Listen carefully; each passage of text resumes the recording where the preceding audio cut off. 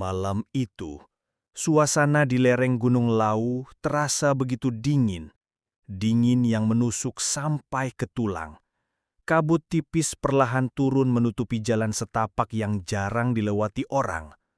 Bayangin aja, jalan sepi hanya ditemani suara serangga malam yang sesekali terdengar dari balik semak, dan hembusan angin yang seperti berbisik lirih di telinga. Langkah kaki seorang pemuda bernama Joko terdengar jelas, karena selain dirinya, tidak ada seorang pun yang lewat di jalur itu. Joko berjalan dengan hati yang sebenarnya penuh keraguan, tapi rasa penasaran jauh lebih besar daripada ketakutannya. Dari dulu ia sering mendengar cerita dari orang-orang desa tentang sebuah ritual pesugihan di kaki Gunung Lawu. Konon, ritual itu bisa bikin orang kaya mendadak, bisa bikin hidup berubah 180 derajat. Tapi, tentu saja ada syarat yang harus dipenuhi. Syaratnya bukan sekedar sesajen sederhana. Katanya, makhluk penunggu Gunung Lawu menuntut tumbal, nyawa manusia yang harus digadaikan sebagai bayaran. Cerita-cerita itu sudah sering Joko dengar sejak kecil. Ia mendengar dari tetua desa, dari obrolan warung kopi, bahkan dari orang-orang yang katanya pernah melihat sesajen itu sendiri. Ada satu cerita yang paling melekat di kepalanya. Seorang pedagang dari luar kota pernah tersesat di malam hari ketika melewati jalan di lereng Lawu. Pedagang itu mengaku melihat sebuah batu besar yang ditutupi lumut, dan di atasnya ada sesajen berupa kepala kerbau segar yang masih meneteskan darah. Pedagang itu ketakutan, buru-buru lari, dan setelah kembali ke tempat itu keesokan paginya, kepala kerbau itu sudah tidak ada. Hanya tersisa noda darah yang mengering di atas batu. Semua cerita itu membuat Joko semakin penasaran. Dalam hatinya, ia setengah tidak percaya. Bisa jadi itu hanya cerita karangan orang-orang desa untuk menakut-nakuti, agar tidak sembarangan masuk ke wilayah hutan. Tapi, ada sisi lain dalam dirinya yang justru ingin membuktikan apakah benar ada ritual pesugihan itu. Ia tahu, banyak orang yang diam-diam mencari jalan pintas untuk jadi kaya. Dan Gunung Lawu, menurut orang-orang, adalah salah satu tempat yang sering dijadikan lokasi perjanjian gaib seperti itu. Dengan membawa senter kecil, Joko terus melangkah menembus gelapnya hutan. Sesekali, sinar senter itu menyorot batang pohon yang tinggi menjulang. Daun-daun kering berjatuhan, menimbulkan suara renyah ketika terinjak. Semakin masuk ke dalam hutan, suasana semakin mencekam. Udara terasa lebih dingin, kabut semakin pekat, bahkan suara serangga pun mendadak hilang, seakan-akan mereka tahu ada sesuatu yang tidak boleh diganggu. Hati Joko mulai berdebar. Keringat dingin menetes di keningnya, meski udara begitu menusuk. Ia mencoba menenangkan diri dengan berkata dalam hati bahwa semua ini hanyalah cerita. Tidak ada hantu, tidak ada makhluk gaib, hanya dirinya dan hutan gelap. Namun semakin lama, perasaan itu justru semakin kuat. Ada rasa dia sedang diawasi. Entah dari balik pohon, entah dari dalam kabut, tapi tatapan itu terasa jelas menusuk punggungnya. Joko berhenti sejenak menyorotkan senter ke sekeliling. Tidak ada siapa-siapa, hanya batang pohon yang menjulang dengan bentuk aneh, seolah-olah berwujud bayangan raksasa yang menunduk menatapnya. Ia menghela nafas panjang, mencoba mengusir pikiran buruk. Tapi baru saja ia melangkah lagi, terdengar suara seperti ranting patah di belakangnya. Joko spontan menoleh. Kosong, tidak ada apa-apa. Mungkin cuma tikus hutan, gumamnya pelan, meski hatinya tidak benar-benar yakin. Langkahnya semakin berat. Ia mulai ragu dengan keputusannya, tapi rasa penasaran membuatnya terus maju.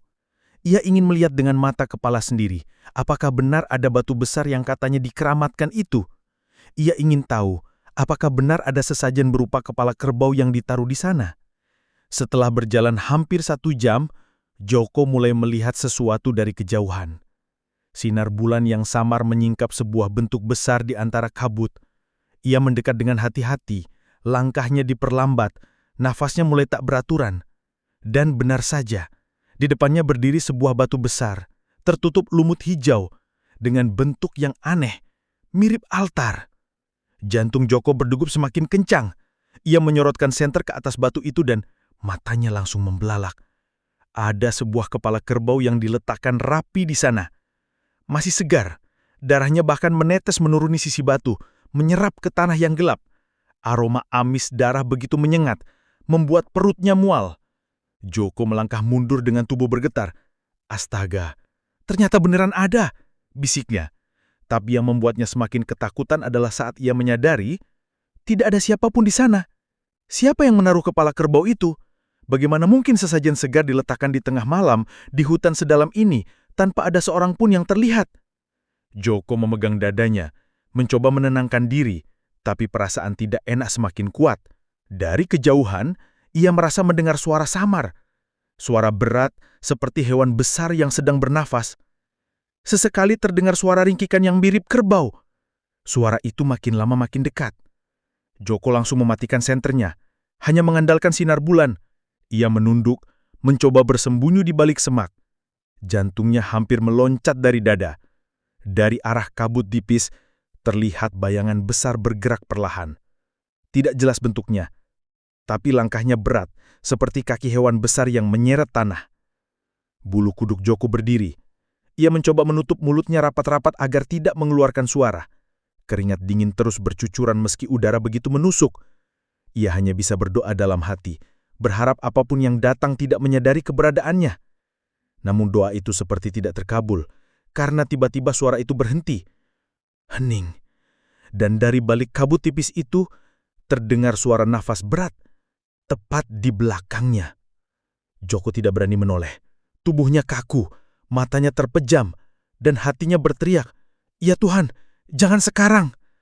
Sampai akhirnya dari balik kabut tipis itu, terdengar suara lirih, berat, dan menyeramkan, seperti suara makhluk yang bukan manusia. "Kau berani datang ke sini?" Sekitar jam 12 malam, Joko akhirnya benar-benar sampai di lokasi yang ia cari. Langkahnya berat karena sepanjang perjalanan pikirannya terus dihantui rasa takut bercampur penasaran. Hutan di sekelilingnya makin pekat, kabut makin turun, dan hawa dingin membuat tubuhnya gemetar meski ia sudah memakai jaket tebal. Ia menyalakan senternya sebentar, tapi lalu mematikannya lagi karena sinarnya terasa terlalu terang, seolah bisa mengundang perhatian sesuatu yang tak seharusnya melihat. Gelap, sunyi. Hanya ada cahaya bulan yang samar-samar menembus celah ranting di atasnya. Joko menarik napas panjang, mencoba menenangkan jantungnya yang berdetak tak karuan. Di tangannya ia membawa sebuah sesajen sederhana yang ia siapkan dari rumah. Hanya berisi bunga 7 rupa, sebatang rokok kertek, dan nasi putih yang ia bungkus dengan daun pisang. Ia tahu sesajen itu mungkin tidak sebanding dengan apa yang biasanya dipersembahkan. Apalagi orang-orang selalu bilang kepala kerbau adalah syarat utama. Tapi ia hanya ingin mencoba, ingin membuktikan apakah benar ada sesuatu yang datang ketika sesajen diletakkan.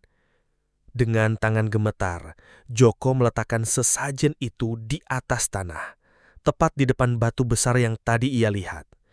Batu itu seperti altar alami, dingin, lembab, dan mengeluarkan aroma basah lumut yang bercampur dengan bau amis yang masih tercium dari kepala kerbau yang ada di atasnya. Joko menundukkan kepala, berusaha meniru ritual yang pernah ia dengar dari cerita-cerita orang. Ia menutup mata sebentar, lalu berbisik pelan, memanggil dalam hati makhluk penunggu Gunung Lawu. Tiba-tiba, sesuatu yang aneh terjadi. Angin yang sejak tadi berhembus menusuk mendadak berhenti total. Daun-daun di atas pohon tidak lagi bergoyang. Suara jangkrik yang tadi masih samar pun hilang seketika. Sunyi. Hening. Begitu hening sampai Joko bisa mendengar degupan jantungnya sendiri. Rasanya seperti waktu berhenti, seolah seluruh hutan ikut menahan napas. Rasa dingin di udara berubah jadi mencekam. Dari balik pepohonan yang gelap, pelan-pelan muncul aroma anyir yang jauh lebih tajam daripada sebelumnya. Bau darah segar menusuk hidung, membuat tenggorokan Joko kering. Ia membuka mata, menoleh ke kanan dan ke kiri, berharap tidak ada apapun yang muncul. Tapi telinganya mulai mendengar suara lain. Pelan-pelan, dari kejauhan, terdengar langkah berat. Suaranya bukan langkah manusia. Berat, menyeret, seperti kaki hewan besar yang menghentak tanah setiap kali bergerak. Langkah itu semakin lama semakin dekat. Semak-semak bergoyang, ranting patah, dan kabut makin menebal, seakan menutupi wujud sesuatu yang sedang berjalan ke arahnya. Joko mulai gemetar. Tangannya dingin, tubuhnya terasa kaku, tapi matanya tak bisa berpaling dari kabut itu. Detik berikutnya, matanya membelalak. Dari kegelapan, muncul sosok tinggi besar. Tubuhnya hitam, berotot, dan sebagian tertutup bulu kasar. Tapi yang paling membuat darah Joko seakan berhenti mengalir adalah kepalanya. Kepala kerbau. Matanya merah menyala seperti bara api, tanduknya besar melengkung, dan setiap kali ia menghela napas, uap panas keluar dari lubang hidungnya. Tanah di sekitarnya bahkan seperti bergetar setiap kali ia melangkah. Joko mundur setapak, hampir terjatuh, tapi kakinya seolah tertancap di tanah. Makhluk itu berdiri tepat di depannya, menunduk, menatap tajam dengan mata merah menyala yang terasa menembus jiwanya. Napasnya panas, terdengar jelas di telinga Joko membuat bulu kuduknya berdiri. Suara berat dan dalam kemudian keluar dari mulut makhluk itu dengan nada menggelegar yang tidak terdengar seperti suara manusia. "Kau berani datang ke tempatku?" Tubuh Joko kaku. Bibirnya kering, sulit untuk mengeluarkan kata-kata. Seluruh keberanian yang ia kumpulkan sejak dari rumah mendadak hilang seketika. Tapi jauh dalam dirinya, ia masih ingat tujuan awalnya. Dengan susah payah ia menggerakkan kepala, dan akhirnya ia hanya mampu mengangguk pelan. Makhluk itu terdiam beberapa detik, lalu tiba-tiba terdengar suara tawa rendah. Suara tawa yang berat, bergema di dalam hutan membuat seluruh tubuh Joko bergetar. Suara itu bukan tawa manusia, melainkan geraman bercampur tawa yang menyeramkan, membuat jantung serasa mau copot. "Baik, kalau begitu." Suara makhluk itu terdengar lagi, kali ini lebih jelas, dengan nada yang seakan memberi peringatan. "Tapi ingat, kekayaan ada harganya, tidak ada yang gratis. 1 nyawa untuk setiap janji." Joko menelan ludahnya. Kata-kata itu menghantam pikirannya keras-keras. 1 nyawa. Ia tahu sejak awal bahwa pesugihan selalu menuntut tumbal, tapi mendengar langsung dari makhluk di depannya membuat tubuhnya semakin lemas.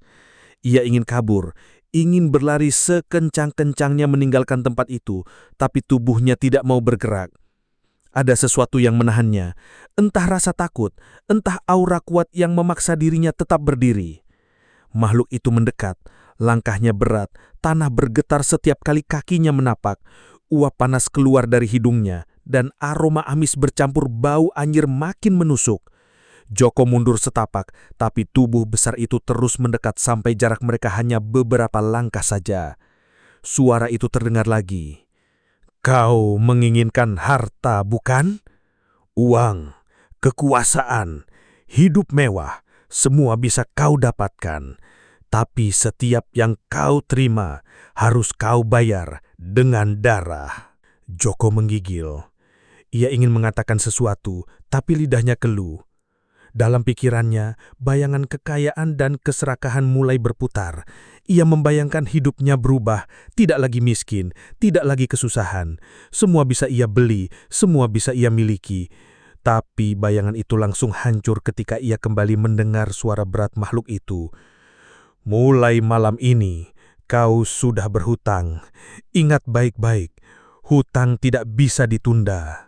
1 nyawa akan diambil untuk membayar, dan bila kau mengingkari, maka nyawamu sendiri yang akan menjadi gantinya." Suasana hutan mendadak semakin pekat, kabut menutup pandangan, udara semakin dingin, tapi tubuh Joko justru dipenuhi peluh dingin. Ia tahu dirinya sudah masuk terlalu jauh. Tidak ada jalan kembali. Ia hanya bisa menunduk berharap makhluk itu segera pergi dan meninggalkannya. Makhluk itu perlahan mundur. Langkah beratnya kembali terdengar menjauh ke dalam kabut. Tapi sebelum benar-benar hilang, ia menoleh sekali lagi, matanya yang merah menyala menatap Joko tajam, seperti menancapkan tanda yang tak bisa dihapus. Lalu suaranya bergema sekali lagi, penuh ancaman. "Jangan lupakan janji ini, karena aku tidak pernah lupa." Setelah itu, suara langkah berat hilang, kabut kembali tipis, dan suara serangga pelan-pelan terdengar lagi. Seolah hutan baru saja mengembalikan kehidupan setelah kehadiran makhluk itu. Tapi bagi Joko, semuanya sudah berbeda. Sejak malam itu, hidupnya bukan lagi miliknya sendiri. Beberapa minggu setelah kejadian di hutan itu, kehidupan Joko benar-benar berubah. Semua yang dulu hanya bisa ia bayangkan, kini satu persatu menjadi kenyataan. Usahanya yang dulu kecil-kecilan tiba-tiba berkembang pesat. Barang dagangannya laku keras, pelanggan berdatangan tanpa henti, bahkan orang-orang yang sebelumnya meremehkannya kini menaruh hormat. Uang mengalir deras, rumahnya yang dulu sederhana mulai direnovasi, dan ia membeli barang-barang yang bahkan tak pernah ia bayangkan sebelumnya. Orang-orang kampung mulai heran. Bagaimana bisa Joko yang dulu hanya pedagang kecil tiba-tiba jadi orang kaya dalam waktu singkat? Bisik-bisik mulai terdengar, gosip beredar di warung kopi bahwa Joko mungkin melakukan sesuatu yang tidak wajar. Beberapa orang mencurigai ia ikut pesugihan, tapi tidak ada yang berani menanyakan langsung. Mereka hanya bisa menebak-nebak sambil mengamati perubahan drastis dalam hidup Joko. Meski begitu, di balik semua kemewahan itu, Joko tidak pernah benar-benar tenang. Setiap malam Jumat Kliwon, ia selalu dihantui sesuatu yang tidak bisa dijelaskan. Malam-malamnya penuh dengan teror yang membuatnya kehilangan tidur. Kadang ia mendengar derap langkah berat di halaman rumahnya. Langkah yang persis seperti langkah makhluk berkepala kerbau yang pernah ia temui di hutan. Langkah itu berjalan pelan, mengitari rumah, seolah sedang mencari sesuatu. Kadang ia mencium bau amis darah, begitu kuat sampai memenuhi seluruh ruangan. Bau itu muncul tiba-tiba, tanpa alasan, lalu menghilang begitu saja. Di waktu lain, ia mendengar suara hewan menggeram di luar jendela. Suara itu dalam, berat, seperti suara binatang besar yang sedang menahan amarah. Setiap kali suara itu datang, bulu kuduk Joko berdiri. Ia tahu siapa yang datang. Ia tahu makhluk itu sedang mengawasinya, mengingatkannya pada perjanjian yang telah ia buat. Malam-malam Joko dipenuhi rasa gelisah. Ia mencoba menenangkan diri dengan mengatakan bahwa semua itu hanya halusinasi, hanya bayangan karena pikirannya terlalu takut. Tapi semakin ia mencoba menolak, semakin nyata semua teror itu terasa. Hingga akhirnya, suatu malam, ketakutannya mencapai puncak. Malam itu, Joko terbangun tiba-tiba. Nafasnya memburu, tubuhnya basah oleh keringat dingin. Ia merasa ada sesuatu yang berbeda di kamarnya. Udara terasa lebih berat, lebih pengap, dan bulu kuduknya berdiri tanpa alasan. Dengan mata yang masih setengah mengantuk, ia melirik ke sekeliling, dan saat itulah pandangannya tertuju pada pojok kamar. Joko terperanjat, tubuhnya kaku, mulutnya ingin berteriak, tapi suaranya tertahan di tenggorokan. Di sana, di pojok kamar yang gelap, ada sesuatu yang tidak seharusnya ada. Sebuah kepala kerbau, besar, penuh darah segar yang menetes ke lantai. Mata kepala kerbau itu terbuka lebar, merah menyala, menatap lurus ke arah Joko tanpa berkedip. Darah segar menetes perlahan menimbulkan suara, tik, tik, di lantai kayu. Bau amis langsung memenuhi kamar, begitu pekat sampai membuat perut Joko mual. Dan di tengah ketegangan itu, terdengar suara yang sangat ia kenal. Suara berat, dalam, bergema di telinganya meski tak ada wujud lain di ruangan itu. "Satu nyawa sudah lunas, tapi hutangmu belum selesai." Joko menutup telinganya dengan kedua tangan, mengguncangkan kepalanya, mencoba mengusir suara itu. Tapi suara itu terus terdengar, semakin keras, semakin menekan, seolah langsung berbicara di dalam kepalanya. Matanya memanas, tubuhnya gemetar, dan ia hanya bisa berteriak dalam hati. Sejak malam itu, hidup Joko tidak pernah sama lagi. Ia tidak bisa tidur dengan tenang, bahkan di siang hari pun ia merasa diawasi. Orang-orang kampung mulai menyadari perubahan pada dirinya. Mereka sering melihat Joko berjalan sendirian sambil bergumam tidak jelas, seolah berbicara dengan seseorang yang tidak terlihat. Kadang ia berlari keluar rumah tengah malam, tanpa alas kaki, menuju arah hutan, lalu kembali dengan wajah pucat dan tubuh gemetar. Beberapa kali tetangga melihat Joko berdiri di depan rumah dengan tatapan kosong, seperti orang yang kehilangan arah. Mulutnya komat kamit, entah berdoa atau berbicara dengan makhluk gaib. Ada juga yang melihatnya ketakutan sendiri, menutup semua pintu dan jendela, tapi tetap terdengar suara langkah berat mengitari rumahnya sepanjang malam. Warga semakin yakin bahwa Joko memang melakukan sesuatu yang dilarang. Mereka tidak berani mendekat apalagi menegurnya. Semua memilih menjauh, membiarkan Joko dengan dunianya sendiri yang semakin hancur. Dan kemudian pada suatu malam yang gelap, di malam Jumat Kliwon, teror itu mencapai puncak. Malam itu, desa mendadak dikejutkan oleh suara aneh yang datang dari arah Gunung Lawu. Suara itu terdengar jelas meski jaraknya jauh. Suara ringkikan kerbau yang panjang bercampur dengan jeritan manusia yang terdengar menyayat hati. Suara itu bergema di tengah malam, membuat bulu kuduk semua orang yang mendengarnya berdiri. Beberapa warga yang masih terjaga malam itu berlari keluar rumah, menatap ke arah gunung dengan wajah pucat. Mereka saling berpandangan, tapi tidak ada satupun yang berani bicara. Semua hanya terdiam, mendengarkan suara yang semakin lama semakin lemah, lalu hilang di telan hutan. Keesokan paginya, kabar mengejutkan menyebar. Joko tidak ada di rumahnya. Pintu rumah terbuka, lampu masih menyala, tapi pemiliknya hilang tanpa jejak. Beberapa orang desa mencoba mencarinya, menyusuri jalan ke arah hutan, tapi tidak menemukan apa-apa selain bekas jejak kaki yang menuju ke dalam, lalu berhenti begitu saja, seolah-olah tubuh Joko ditelan bumi. Orang-orang akhirnya hanya bisa berbisik-bisik, membicarakan kemungkinan yang paling menyeramkan. Mereka percaya Joko akhirnya diambil oleh makhluk yang dulu ia temui. Pesugihan yang ia jalani menuntut tumbal, dan ternyata satu nyawa saja tidak cukup. Hutangnya masih ada, dan pada akhirnya nyawanya sendiri menjadi bayaran. Sampai sekarang, tidak ada yang tahu pasti kemana Joko dibawa. Tidak ada yang pernah menemukan tubuhnya. Tidak ada yang bisa menjelaskan apa yang sebenarnya terjadi malam itu. Tapi satu hal yang jelas, sejak malam Joko menghilang, beberapa warga mengaku sering mendengar suara aneh dari arah Gunung Lawu. Suara derap langkah berat, suara ringkikan kerbau, bercampur dengan suara samar-samar manusia berteriak meminta tolong. Suara itu datang hanya di malam tertentu, terutama saat kabut turun dan bulan purnama menggantung di langit. Dan setiap kali suara itu terdengar, orang-orang desa hanya bisa menutup pintu rapat-rapat, memadamkan lampu, dan berdoa agar makhluk itu tidak menoleh ke arah mereka. Karena mereka percaya, sekali saja berani melihat ke arah hutan ketika suara itu terdengar, maka mereka sudah dipanggil. Dan jika sudah dipanggil, maka nasib mereka akan sama seperti Joko. Hilang, tak pernah kembali, dan menjadi bagian dari legenda kelam pesugihan kepala kerbau di Gunung Lawu.